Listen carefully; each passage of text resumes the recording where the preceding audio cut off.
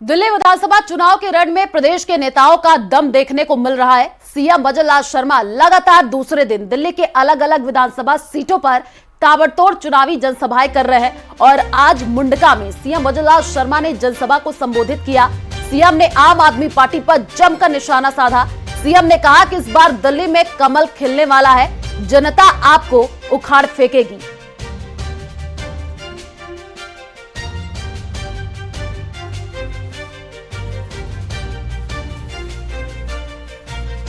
ने मनमानस बना लिया है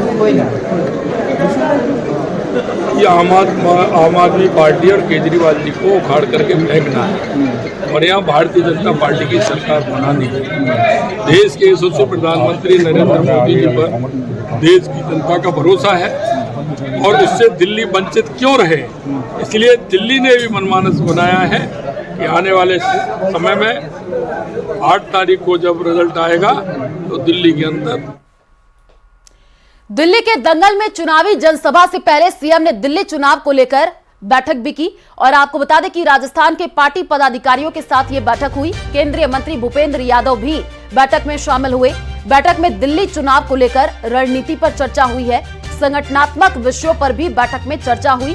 कैलाश चौधरी, भागीरथ चौधरी, दीप्ति माहेश्वरी इस बैठक में मौजूद रही और कुछ देर में बीजेपी प्रत्याशियों के समर्थन में सभा भी सीएम करेंगे, ऐसी भी जानकारी मिल रही है। फिलहाल तस्वीर जो आपको टीवी स्क्रीन पर दिखा रहा है, ये दूसरी तस्वीर जिसमें केंद्रीय मंत्री भूपेंद्र यादव भी आपको नजर आ रहे हैं, जो कि इस बैठक में शामिल हुए।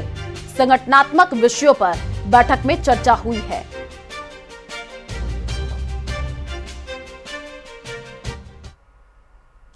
इकतीस जनवरी से शुरू होने जा रहे विधानसभा सत्र से पहले 29 जनवरी को सर्वदलीय बैठक होने जा रही है। विधानसभा स्पीकर वासुदेव देवनानी ने अजमेर दौरे के दौरान जानकारी देते हुए कहा कि इस बार का सत्र सार्थक होगा और सभी विधायक मिलकर इसे चलाएंगे। आपको बता दें कि 19 फरवरी को प्रदेश का बजट आएगा। देखिए रिपोर्ट।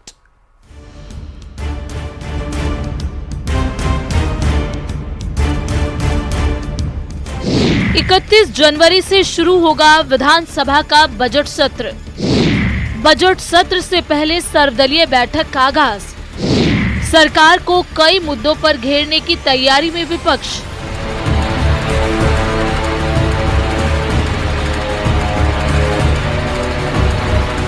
सोलहवीं विधानसभा का बजट सत्र 31 जनवरी से शुरू होने जा रहा है। इस बार का बजट सत्र बेहद खास है। इस बार सत्र पेपर और पेपरलेस दोनों तरह से होगा, जिसके लिए सभी सदस्यों के आसन पर टैबलेट लगा दिए गए हैं। इसकी जानकारी विधानसभा अध्यक्ष वासुदेव देवनानी ने अजमेर दौरे के दौरान दी। उन्होंने उम्मीद जताई कि सत्ता पक्ष और विपक्ष जनता से जुड़े मुद्दे उठाएंगे, जिसके चलते सत्र सार्थक रहेगा।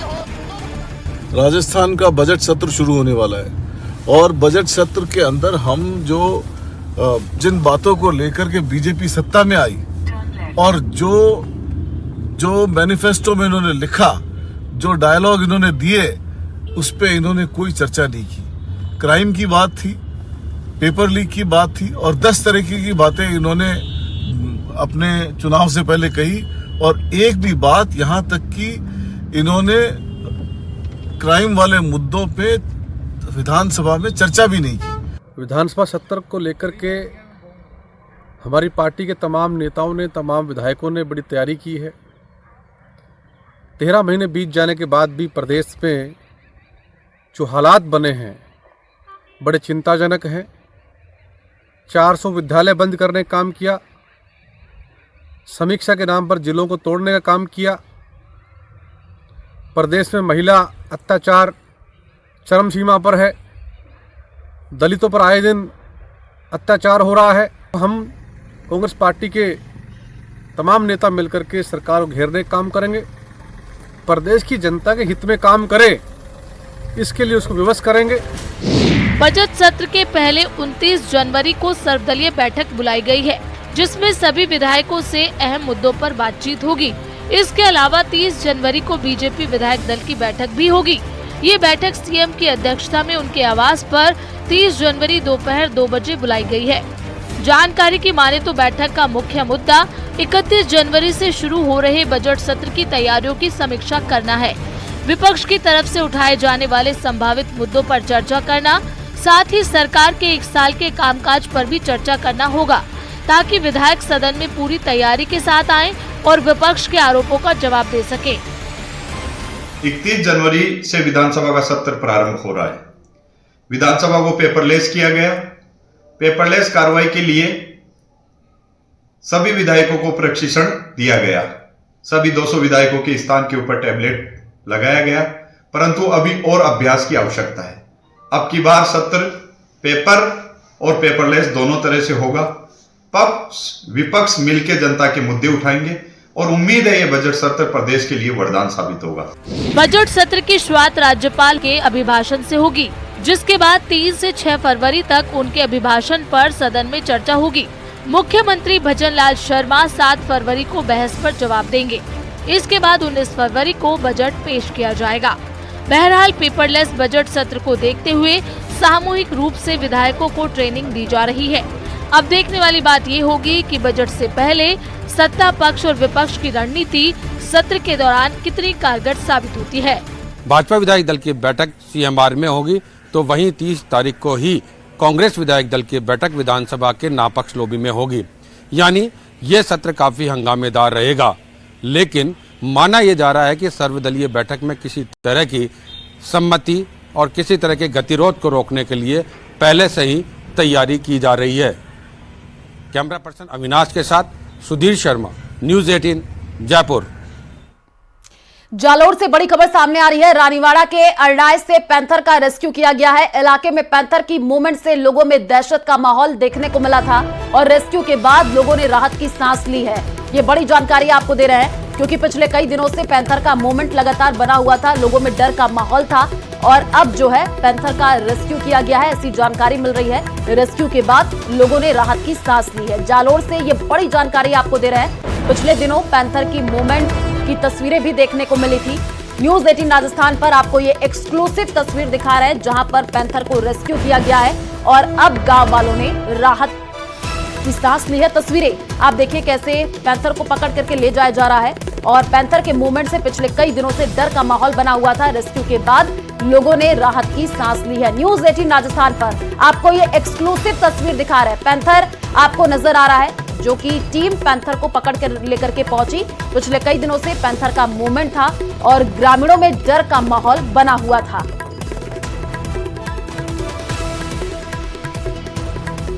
तो रेस्क्यू के बाद लोगों ने राहत की सांस ली है। जालोर से ये बड़ी जानकारी आपको दे रहे हैं, तस्वीरें भी आपको दिखा रहे हैं। देखिए कैसे पैंथर को पिंजरे में कैद किया गया और उसके बाद से गांव वालों ने राहत की सांस ली।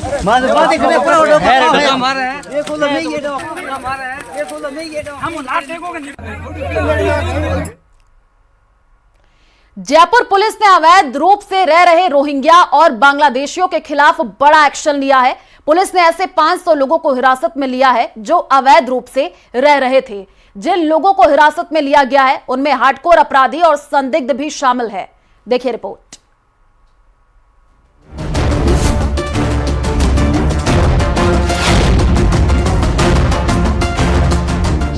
रोहिंग्या और बांग्लादेशियों के खिलाफ एक्शन। जयपुर पुलिस की हिरासत में 500 संदिग्ध। साउथ और नॉर्थ जिले में की गई कार्रवाई।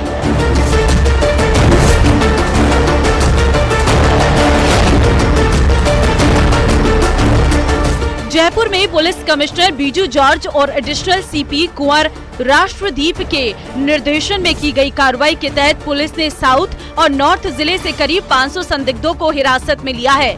अवैध रूप से जयपुर में रह रहे बांग्लादेशी और रोहिंग्या नागरिकों के खिलाफ पुलिस ने बड़ा एक्शन लिया है। इस कार्रवाई के दौरान नॉर्थ जिले में 250 से अधिक बांग्लादेशी पकड़े गए। इसके अलावा सोडाला थाना क्षेत्र में 394 रोहिंग्या नागरिक शरणार्थी के रहने की बात सामने आई है, जिनके पास UNHCR कार्ड और ग्रीन कार्ड पाए गए। वहीं सांगानेर सदर थाना क्षेत्र में अवैध रूप से रह रहे बांग्लादेशी फजर अली को गिरफ्तार किया गया। आजकल के रिसेंट क्राइम्स हुए हैं, अपराध हुए हैं, जिनमें बाहर के लोग जो यहाँ आके बस जाते हैं और वो गलत अपने कोई आईडी बना लेते हैं या अपने रिश्तेदारों के पास गलत तरीके से, अवैध तरीके से रुक जाते हैं और यहाँ उनका कोई सोर्स ऑफ इनकम ऐसा कुछ नहीं है, पर अपराध से अपना जीवन यापन कर रहे हैं, तो इसको मतलब हम पीछे पड़ना चाहते थे। और इन तरह के लोग जो अवैध तरीके से यहाँ रह रहे हैं, वो बांग्लादेशी हो या और भी किसी कंट्री से हैं जो यहाँ रह के अपराध कर रहे हैं, तो इनके खिलाफ हमने ये कार्रवाई की है। जयपुर पुलिस की माने तो ये कार्रवाई जनता के मन में विश्वास बनाने और अपराधियों के मन में डर पैदा करने के लिए की गई है। पुलिस की माने तो हिरासत में लिए गए लोगों के खिलाफ जांच के बाद कानूनी कार्रवाई की जाएगी। हमारे पास में बहुत सारे पॉकेट्स हैं जिनको लेकर के लगातार ये सूचनाएं आती रहती हैं कि वहां पर अचानक बहुत से लोग बाहर से आकर के रहने लग गए हैं, बस गए हैं। उन जगहों पर कौन लोग हैं जो बाहर से आकर बसे हैं, उनके पास कोई आइडेंटिटी है या नहीं, और वो कहां से आए हुए हैं, इस बात को चेक करने की प्रोसेस में रेड्स की कार्रवाई की गई है और लोगों को लेकर के आया गया है। जिनके बारे में हमें उनकी आइडेंटिटी क्लियर हो गई है, उन्हें घर जाने दिया गया है। जिनकी आइडेंटिटी को लेकर कोई इशू है या फिर जिनके डॉक्यूमेंट्स अभी क्लियर नहीं है, उनको 151 में 170 में बंद किया गया है। उनके बारे में हम ये चेक करेंगे कि कहीं वो बाहर से आए हुए व्यक्ति तो नहीं है, कहीं वो बांग्लादेशी या अवैध रूप से किसी अन्य देश से आकर के यहाँ अचानक निवास तो नहीं करने लगे। ये सब चीजें क्लियर करने के लिए ही ये रेड्स की कार्रवाई की जाती है। दरअसल हाल ही के एक रिपोर्ट में खुलासा हुआ कि जयपुर में हजारों बांग्लादेशी अवैध रूप से रह रहे हैं, जो रोहिंग्या पेंशन और राशन का लाभ लेने के साथ चुनावों में हिस्सा ले रहे थे। इसके बाद से ये जयपुर पुलिस के रडार पर थे। जयपुर के सोडल इलाके में 394 से ज्यादा रोहिंग्या यहाँ पर रह रहे हैं। हालांकि उनके पास ग्रीन कार्ड भी मिला है, ऐसा पुलिस का दावा है, लेकिन फिर भी पुलिस इन सभी के डॉक्यूमेंट्स को गहनता से पड़ताल कर रही है। कैमरा पर्सन अविनाश के साथ विष्णु शर्मा, न्यूज 18 राजस्थान, जयपुर। अरविंद केजरीवाल के यमुना के पानी को लेकर दिए गए बयान पर केंद्रीय मंत्री अर्जुन राम मेघवाल ने पलटवार करते हुए कहा कि केजरीवाल जी को तो यमुना पर नहीं, अमृतसर वाली घटना पर माफी मांगनी चाहिए। अमृतसर में बाबा साहेब अंबेडकर की मूर्ति को तोड़ा गया, संविधान जलाया जा रहा था। केजरीवाल को इसके लिए माफी मांगनी चाहिए, और अगर वो संविधान का सम्मान नहीं कर सकते तो उन्हें किसी भी पद पर रहने का कोई अधिकार नहीं है। तो वहीं खड़गे के महाकुंभ में स्नान पर दिए गए बयान पर भी पलटवार किया है। सुनिए।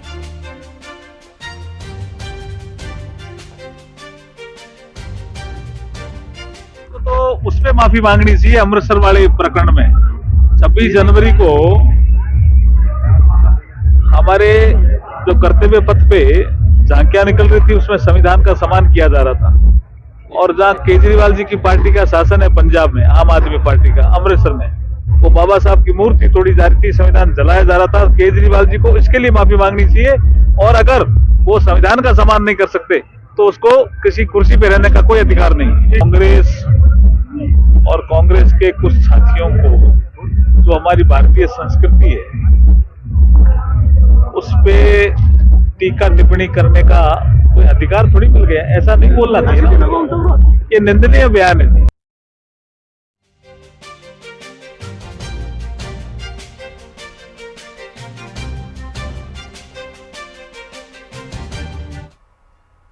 निमराना से बड़ी खबर सामने आ रही है। पुलिस की बड़ी कार्रवाई देखने को मिली है। पुलिस ने 50 लाख रुपए जब्त किए हैं और पुलिस ने इस मामले में 2 लोगों को हिरासत में भी लिया है। आपको बता दें कि मुखबिर की सूचना पर पुलिस ने इस बड़ी कार्रवाई को अंजाम दिया है।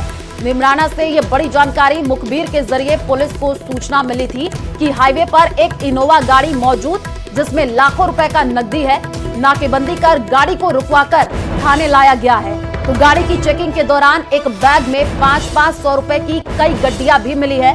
मौके पर पुलिस ने बैंक कर्मचारियों को बुलाया और काउंटिंग मशीन से नोटों की गिनती हुई है। काउंटिंग के दौरान आपको बता दें कि 50,500,000 रुपए जब्त किए गए हैं। पुलिस पकड़े गए दोनों आरोपियों से अब पैसे के मामले में पूछताछ भी कर रही है। निमराना से यह बड़ी जानकारी, पुलिस की बड़ी कार्रवाई देखने को मिली है, जहां पर पुलिस ने 50 लाख रुपए जब्त किए हैं। अब इस पूरे मामले में जांच तेज कर दी गई है और जिनको हिरासत में लिया है उनसे भी पुलिस पूछताछ करने में जुटी हुई है। मुखबिर की सूचना पर पुलिस ने यह बड़ी कार्रवाई की है। तो तस्वीरें भी आपको टीवी स्क्रीन पर दिखा रहे हैं। न्यूज 18 राजस्थान पर यह एक्सक्लूसिव तस्वीर देखिए। नोटों की गड्डी बरामद हुई है और इसी खबर पर ज्यादा जानकारी के लिए संवाददाता नितिन हमारे साथ जुड़ चुके हैं। नितिन, पुलिस की ये बड़ी कार्रवाई, तस्वीर भी हम देख पा रहे हैं, नोटों की गड्डी बरामद की गई है। कहां से इतना पैसा आया, जांच में क्या कुछ अपडेट है? जी बिल्कुल, नीमराना थाना पुलिस की बड़ी कार्रवाई देखने को मिली है। पुलिस ने इनोवा गाड़ी से 50 50,500 रुपए की नकदी जो है बरामद की है। और नीमराना थाना अधिकारी जो राजेश कुमार हैं, इन्होंने जानकारी दी है। इनको मुखबिर के जरिए पुलिस को सूचना लगी थी कि हाईवे पर एक इनोवा गाड़ी मौजूद है जिसमें लाखों रुपए की नकदी रखी हुई है। उसके बाद में पुलिस का जाब्ता वहां हाईवे पे पहुंचा और हाईवे पे पहुंचने के बाद में नाकाबंदी कर गाड़ी को रुकवाया और थाने पर लाया गया। वहीं गाड़ी की जब चेकिंग की गई तो एक बैग गाड़ी के अंदर मिला था, उसमें 500 की कई गड्डियां मिली हैं। मौके पर पुलिस ने बैंक कर्मचारियों को बुलाया है, काउंटिंग की मशीनें जो है वो लगाई है, नोटों की गिनती भी की जा रही है। लेकिन काउंटिंग के दौरान 50,500,000 रुपए जो है वो पुलिस ने सीज कर दिए हैं। वहीं पुलिस ने इस मामले में 2 आरोपियों को गिरफ्तार किया है। वहीं और इस मामले में पुलिस दोनों आरोपी से ये पूछताछ कर रही है कि वो ये पैसा कहां से लेकर आ रहे थे और कहां लेकर जा रहे थे, क्या पैसा इनका कहां ले जाना इनका मकसद था। इस मामले में पूरी पुलिस जानकारी जुटाने में लगी हुई है। नितिन, गाड़ी कहाँ की है, क्या ये जानकारी मिली है, कहां से ये लोग आ रहे थे? अभी पूछताछ में क्या कुछ निकलकर सामने आया है? जी, अभी जो एडिशनल एसपी है शालिनी राज, उनसे बात की है तो उन्होंने बताया कि ये जो मुखबिर के जरिए सूचना मिली थी, ये गाड़ी दिल्ली की तरफ से आ रही थी। और हाईवे पे मुखबिर के जरिए सूचना मिलने पर जो है नाकाबंदी करके गाड़ी को रुकवाया गया और इसमें जो 50,500,000 रुपए की जो नकदी है उसको जो है बरामद किया गया है। फिलहाल इस जो 2 पकड़े गए जो आरोपी हैं 2 लोग, उनसे इस मामले में पूरी जांच पड़ताल कर रही है कि ये जो है नोट की गड्डियां कहां से लेकर आए थे, किस तरह का हवाले का पैसा है, क्या है, जो भी है, इस तरह से पूरे मामले की जांच जो है पुलिस गहनता से कर रही है। पूछताछ में बड़े खुलासे भी होंगे, आप नजर बना करके रखिए। फिलहाल शुक्रिया तमाम जानकारी साझा करने के लिए। जयपुर से बड़ी खबर सामने आ रही है। जोबनेर में 250 यूनिट ब्लड पकड़ने का मामला सामने आया है। ड्रग विभाग ने दोनों ब्लड बैंकों को नोटिस जारी किया है। ब्लड बैंकों को 2 दिन में जवाब पेश करने के निर्देश दिए गए हैं। आपको बता दें कि जोबनेर में 250 यूनिट ब्लड कार से बरामद हुआ था और ये बड़ी जानकारी निकल करके सामने आई है। अब इस पूरे मामले में जो है निर्देश दिए गए हैं। ब्लड बैंकों को 2 दिन में जवाब पेश करने के निर्देश जारी किए गए हैं। जोबनेर में 250 यूनिट ब्लड कार से बरामद हुआ था। ड्रग विभाग ने दोनों ब्लड बैंकों को नोटिस जारी किया है। तो जोबनेर में ब्लड पकड़ने का मामला सामने आया है। 250 यूनिट ब्लड कार से बरामद हुआ था। और इसी बीच नागौर से बड़ी खबर सामने आ रही है। खून के कारोबार का मामला सामने आया है। नागौर सांसद हनुमान बेनीवाल ने सीबीआई जांच की मांग की है। मामले की जांच सीबीआई से कराई जाए, हनुमान बेनीवाल की तरफ से यह कहा गया है। इस मामले को लोकसभा में उठाएंगे, ऐसे लोगों को बड़े नेताओं का संरक्षण है, हनुमान बेनीवाल ने यह कहा है। क्या कुछ उन्होंने कहा, सुनिए। ये खून का जो अवैध व्यापार हो रहा है, ये ब्लड बैंक जो खोली है जगह जगह, उसमें मैं 5-6 ब्लड बैंक, ऐसी ब्लड बैंक है जिनको जानता हूँ जिसमें कांग्रेस के नेता पार्टनर है, कांग्रेस के पूर्व मंत्री और कद्दावर नेता पार्टनर है शेखावाटी के अंदर ब्लड बैंकों के अंदर। आप समझ जाओगे कौन है, वही जांच के अंदर खुलासा हो जाएगा। पिछली बार उत्तर प्रदेश की एसटीएफ ने छापा मारा, ब्लड का अवैध व्यापार करने वाले लोगों को पकड़ा। ये ब्लड में नमक मिला के, दूसरे रसायन मिला के उसको ज्यादा मात्रा में करके बाहर तक बेचते हैं और ये ब्लड जब दूसरे को चढ़ाया जाता है तो मौत भी हो जाती है। तो ये मौतों के सौदागर है। और इसमें जो कल घटना हुई है, इस घटना से आप अंदाज लगा सकते हो कि किसी राजनीतिक परिवार जो भारतीय जनता पार्टी से ताल्लुक रखता है, उसमें कितने मंत्री, विधायक और कितने बीजेपी के लोग थे, उसके बावजूद इस तरह की घटना हो गई।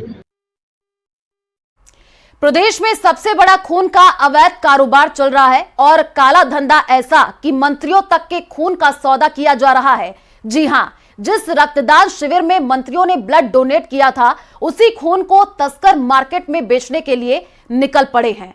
देखिए रिपोर्ट।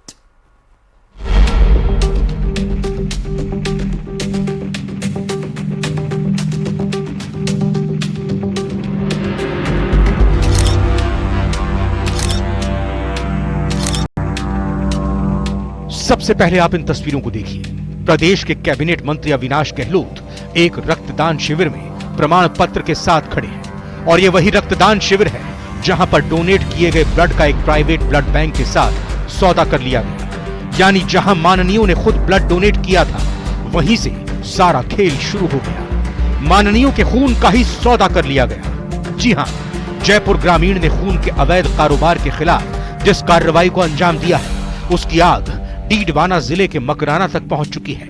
जिस ब्लड को लोगों ने जरूरतमंदों के लिए डोनेट किया, उस ब्लड का प्राइवेट ब्लड बैंक के साथ सौदा कर लिया गया। लेकिन सबसे ज्यादा चौंकाने वाली बात यह है कि जिस रक्तदान शिविर का रक्त बिकने के लिए जा रहा था वो कोई मामूली शिविर नहीं था।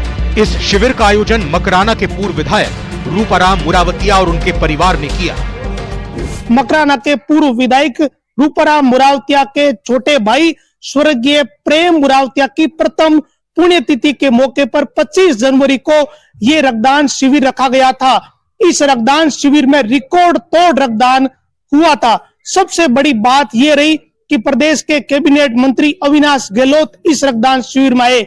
उससे भी बड़ी बात ये थी कि प्रदेश के राज्य मंत्री विजय सिंह चौधरी ने खुद रक्तदान किया। कई विधायक, कई जनप्रतिनिधि इस रक्तदान शिविर में शामिल हुए। इस पूरे रक्तदान शिविर में 2700 से ज्यादा लोगों ने रक्तदान किया। ये बहुत बड़ा अचीवमेंट एक तरीके का था। लेकिन जो रक्तदान शिविर हुआ उसमें एक प्राइवेट बैंक भी शामिल था, मकराना ब्लड बैंक नाम का, और उसके कर्मचारी जोबनेर के पास पकड़े गए 255 यूनिट रक्त के साथ। इस शिविर की जिम्मेदारी लॉयंस क्लब मकराना को सौंपी गई थी और 10 टीमें बुलाई गई थी, जिसमें 9 टीमें सरकारी थी और एक टीम मकराना ब्लड बैंक नाम के प्राइवेट बैंक की थी। शिविर तो हो गया, लेकिन 27 जनवरी को जोबनेर के पास इस रक्तदान में से 255 यूनिट रक्त एक कार में पकड़ी, जिसे 3 लोग बेचने के लिए जा रहे थे। अब रूपाराम मुरावतिया सहित मकराना के लोगों में इस बात को लेकर गुस्सा है कि जरूरतमंद लोगों को रक्त उपलब्ध करवाने के लिए ये रक्तदान शिविर रखा गया था, लेकिन उसमें से कुछ हिस्सा 255 यूनिट बेचने के लिए लोग ले जा रहे थे। मकराना का ये प्राइवेट ब्लड बैंक सवालों के घेरे में है, क्योंकि जो लोग पकड़े गए हैं वो उस ब्लड बैंक से जुड़े हुए हैं। इसको लेकर पूर्व विधायक रूपाराम मुरावतिया ने भी दुख जताया है। साथ ही उच्च अधिकारियों को पूरा खुलासा करने की मांग की है। इससे मैं आहत हुआ हूं। इस जो घटना से मुझे दुख हुआ है और मैंने सक्षम अधिकारियों को ईमेल से और जितनी मेरी कोशिश हुई उनको मैंने इस पर बहुत बड़ी गंभीरता से सख्त कार्य करने का मैंने तो निर्देश दिया है, मैंने सलाह दी है। और मैं समझता हूं कि इस तरह की जो घटना हुई है मेरे लिए, मैं तो कहूं दोषी कोई भी हो उनको सख्त से सख्त सजा मिले और उससे लोग भ्रमित न हो। दरअसल 27 जनवरी को जयपुर ग्रामीण पुलिस ने जोबनेर के पास ये कार्रवाई की थी और पुलिस ने एक कार से 255 यूनिट ब्लड बरामद किया था, जिसे अवैध रूप से मकराना से सवाई माधोपुर ले जाया जा रहा था। इस मामले में पुलिस ने 3 युवकों को गिरफ्तार किया है। मतलब अवैध रूप से इस ब्लड को ले जाया जा रहा था।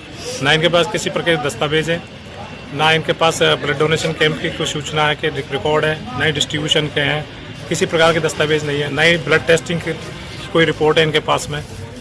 इस तरह से ये मतलब एक तरह से इलीगल ट्रांसपोर्टेशन ऑफ ब्लड है। फिलहाल पुलिस गिरफ्तार आरोपियों से पूछताछ कर रही है और पूरे मामले की जांच कर रही है, लेकिन लाल खून का इतना बड़ा काला खेल अपने आप में कई सवाल कर रहा है। अब राजस्थान में ये जो ब्लड बेचने का गिरोह कितना बड़ा है, इसका ठीक ठीक जवाब तभी मिलेगा जब पुलिस अपनी जांच को आगे बढ़ाएगी। अब इस पूरे प्रकरण में मकराना का मामला सामने आने के बाद ड्रग कंट्रोलर टीम ने इस ब्लड बैंक पर छापा मारा और स्टॉक की जांच की है। लेकिन मकराना में इतने बड़े पैमाने पर जो रक्तदान शिविर हुआ, जिसमें सरकार के मंत्री शामिल थे, सरकार के मंत्री ने खुद रक्तदान किया, ऐसे रक्तदान शिविर को भी इन माफिया ने, इस गिरोह ने बख्शा नहीं। उसमें से 255 यूनिट बेचने के लिए ले गए। अब इस पूरे मामले में रूपाराम मुरावतिया ने कार्रवाई की मांग की है, तो दूसरी ओर कल मकराना में बड़ा प्रदर्शन भी रखा गया है। अब देखने वाली बात यह रहेगी कि ये जो गिरोह है जो खून बेचता है, इसका पूरा पर्दाफाश कब तक हो पाता है। महेंद्र बिश्नोई, न्यूज़ 18 नागौर। और इसी बीच जयपुर से बड़ी खबर सामने आ रही है। जीबीएस पीड़ित 3 मरीज चिन्हित किए गए हैं। निजी मेडिकल यूनिवर्सिटी में जीबीएस पीड़ित मरीज चिन्हित किए गए हैं। एसएमएस मेडिकल कॉलेज की लैब में जांच हुई और आपको बता दें कि जांच में जो है कैंपिलोबैक्टर की पुष्टि हुई है, गुलियन बैरे सिंड्रोम। ये बड़ी जानकारी आपको दे रहे हैं। ज्यादा जानकारी के लिए संवाददाता सौरभ हमारे साथ जुड़ चुके हैं। सौरभ, जीबीएस पीड़ित 3 मरीज चिन्हित किए गए हैं, कहाँ के ये मरीज रहने वाले, क्या अपडेट है पूरे मामले में? देखिए, शुरुआती जो जानकारी मिली है उसके अनुसार ये तीनों मरीज जो हैं वो झुंझुनू साइड के बताए जा रहे हैं और निजी मेडिकल यूनिवर्सिटी निम्स में जो है वो एडमिट हैं और वहां पर जब जांच की गई तब पता चला है कि ये लोग जो है वो जीबीएस पीड़ित मरीज हैं, क्योंकि एसएमएस मेडिकल कॉलेज में इसकी जांच जो है वो हुई थी, जिसके बाद ये जानकारी सामने जो है वो आई है। हालांकि चूंकि ये जो केसेस हैं वो लगातार महाराष्ट्र में जो है वो ज्यादा बताए जा रहे हैं, वहां पर ज्यादा केसेस जो है वो आ रहे हैं और ये पहले मामला जो है वो एक तरह से अब राजस्थान में 3 मरीज जो है वो सामने आए।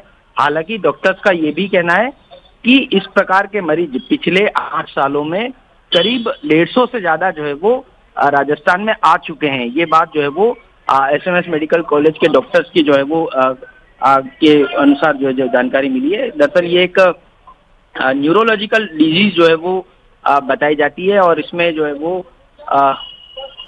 इम्यूनिटी जो है वो कम होने लगती है, ये बात जो है वो सामने आ रही है। और ठीक है सौरभ, आप नजर बना करके रखिए, आगे भी आपसे अपडेट लेंगे। फिलहाल शुक्रिया तमाम जानकारी साझा करने के लिए। और बड़ी खबर सामने आ रही है, बीकानेर हाउस की कुर्की मामले में कल सुनवाई होनी है। पटियाला हाउस कोर्ट में सुनवाई होगी। बीकानेर हाउस का स्वामित्व नोखा नगर पालिका के पास है। पालिका और एनवायरो इंफ्रा के बीच विवाद में समझौता हुआ था। समझौते का पालन नहीं होने पे कुर्की के आदेश दिए हैं। तो बड़ी जानकारी आपको दे रहे हैं इस वक्त की कल इस पूरे मामले में सुनवाई होनी है। पटियाला हाउस कोर्ट में सुनवाई होगी। बीकानेर हाउस का स्वामित्व नोखा नगर पालिका के पास है। ये पूरा मामला आपको बता रहे हैं। पालिका और एनवायरो इंफ्रा के बीच विवाद में समझौता हुआ था। समझौते का पालन नहीं होने पर कुर्की के आदेश दिए हैं। तो ये बड़ी अपडेट आपको दे रहे हैं। बीकानेर हाउस की कुर्की मामले में कल सुनवाई होनी है। पटियाला हाउस कोर्ट में कल सुनवाई होगी।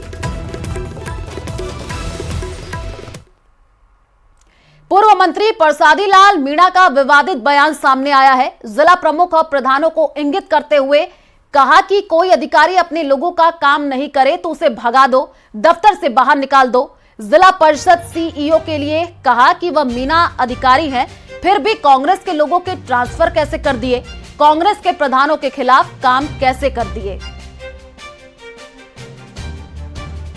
प्रमुख हमारा बनता, फिर हमारे बनेंगे सारे, ये मान लो हमारे बनेंगे, फिर एमएलए क्यों नहीं बनाते, इनको हम बनाते हैं, ये हमको क्यों नहीं बनाते। ऐसे लोगों का ध्यान रखो, ऐसे लोगों में निगाह रखो। प्रमुख साहब आपकी भी कहीं कहीं कमी है, आप ही अपने आप को ठीक करो और निश्चित रूप से लोगों का जो हमारे जिला परिषद के मेंबर हैं उनका काम करो, हमारे सरपंचों का काम करो, हमारे प्रधानों का काम करो, ईमानदारी से करो। तो अधिकारी नहीं मानता है उसको भगा दो, ऑफिस से बाहर निकाल दो। ये नहीं हमारे हाथ से हमारे लोगों का कत्ल हो, ये मंजूर नहीं। आपको प्रमुख बनाया पूरे जिले में, हमारे हाथ से हमारे लोगों का ट्रांसफर कर रहे हैं, ये चलेगा नहीं। इस पर निगाह रखनी पड़ेगी आपको। हनुमानगढ़ से निर्दलीय विधायक गणेश राज बंसल ने जाट समाज पर मूल ओबीसी का हक छीनने का आरोप लगाया।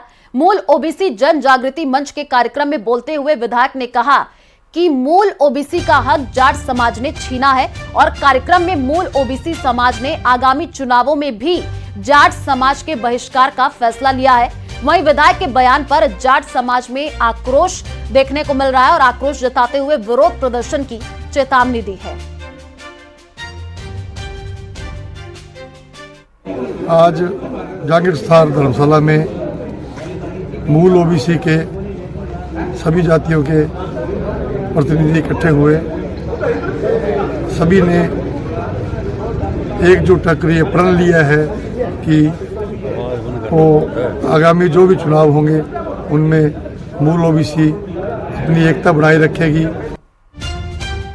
विधायक का ये बड़ा बयान सामने आया है। आपको बता दें कि जाट समाज के बहिष्कार करने का स्वागत किया। जाट समाज ने मूल ओबीसी का हक छीना, ये विधायक की तरफ से कहा गया। विधायक गणेश राज बंसल का ये बड़ा बयान सामने आया है।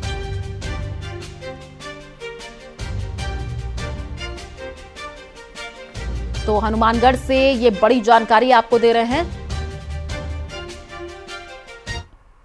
और जयपुर से बड़ी खबर सामने आ रही है। हाईकोर्ट से बड़ा अपडेट आया है। आपको बता दें कि ओपीजेएस यूनिवर्सिटी की फर्जी डिग्रियों से जुड़ा मामला है और मामले में सरिता कड़वासरा, जोगेंद्र सिंह, मनदीप कुमार सहित जितेंद्र यादव और परमजीत सिंह को हाईकोर्ट से राहत नहीं मिली है। तो राजस्थान हाईकोर्ट ने 5 आरोपियों की जमानत याचिकाएं खारिज की हैं। इस वक्त की ये सबसे बड़ी जानकारी आपको दे रहे हैं। ओपीजेएस यूनिवर्सिटी की फर्जी डिग्रियों से जुड़ा ये पूरा मामला है और इस मामले में सरिता कड़वासरा, जोगेंद्र सिंह और मनदीप कुमार सहित जितेंद्र यादव और परमजीत सिंह को हाईकोर्ट से फिलहाल राहत नहीं मिली है। तो राजस्थान हाईकोर्ट ने 5 आरोपियों की जमानत याचिकाएं खारिज कर दी हैं।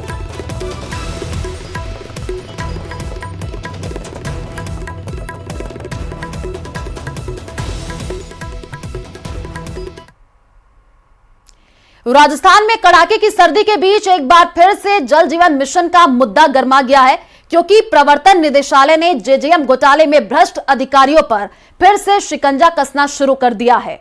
देखिए रिपोर्ट।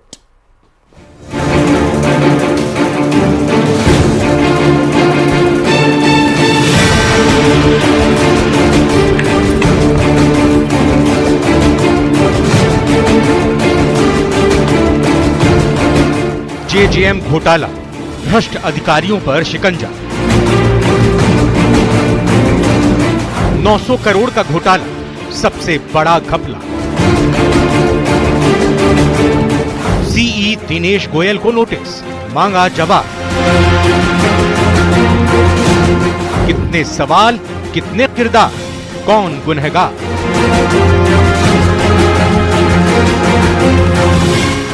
राजस्थान में 900 करोड़ का घोटाला याद है ना आपको? जल जीवन मिशन में जो घपला हुआ उसे आप भले ही भूल गए होंगे, लेकिन प्रवर्तन निदेशालय लगातार अपनी कार्रवाई करने में लगा है। राजस्थान में कड़ाके की सर्दी के बीच एक बार फिर से जल जीवन मिशन का मुद्दा गर्मा गया है, क्योंकि प्रवर्तन निदेशालय ने जेजेएम घोटाले में भ्रष्ट अधिकारियों पर फिर से शिकंजा कसना शुरू कर दिया है।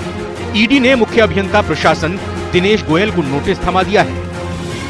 जल जीवन मिशन के 900 करोड़ रुपए के घोटाले में आज फिर जो है दिनेश गोयल जो चीफ इंजीनियर प्रशासन है उनको फिर से एक नोटिस दिया गया है। नोटिस इस बारे में दिया गया है कि उन्होंने उस वक्त जिस वक्त घोटाला हुआ उस वक्त जिन अधिकारियों कर्मचारियों की ड्यूटी और ट्रांसफ़र पोस्टिंग जो की थी उनमें भी उन्होंने जो है इस बात का ध्यान रखा था कि कौन उनके लोग हैं, यानी अपने लोगों को फ़ायदा पहुंचाने के लिए, ताकि 900 करोड़ रुपए का इतना बड़ा घोटाला अंजाम दिया जा सके। तो इस बात से जाहिर है कि बड़े अधिकारी बड़े तौर पर इसमें लिप्त थे और बहुत ज़्यादा उन्होंने प्लानिंग करके जो है और 2 बड़ी कंपनियां जो है 2 बड़ी कंपनियों के साथ उन्होंने ये प्लानिंग की और 900 करोड़ रुपए का घोटाला अंजाम दिया। 900 करोड़ के घोटाले से जुड़े मामले में सीई दिनेश गोयल को नोटिस मिलने के बाद एक बार फिर मामला गर्मा गया है। श्री श्याम ट्यूबवेल और गणपति ट्यूबवेल कंपनी के मामले में सीई दिनेश गोयल को नोटिस दिया गया है और पीएचडी अधिकारी कर्मचारियों की नियुक्ति पर जवाब मांगा गया है। ईडी की टीम ने जल भवन मुख्यालय पहुंचकर नोटिस देकर जवाब मांगा है। दरअसल पीएचडी अधिकारियों के ट्रांसफर पोस्टिंग के घोटाले में दिनेश गोयल पर लिप्तता का आरोप है। दरअसल गहलोत राज में 900 करोड़ के घोटाले का आरोप। किरोड़ी लाल ने घोटाले के सारे सबूत एसीबी को दिए, जानबूझकर अपात्र कंपनियों को करोड़ों के ठेके दिए, टेंडर देकर 979.45 करोड़ के घोटाले का आरोप। एसीबी की ताबड़तोड़ कार्रवाइयों के बाद मामले में ईडी की एंट्री हुई। इसके बाद से ईडी लगातार कार्रवाई कर रही है और हर बार एक नया खुलासा हो रहा है। जयपुर से हितेंद्र शर्मा की रिपोर्ट।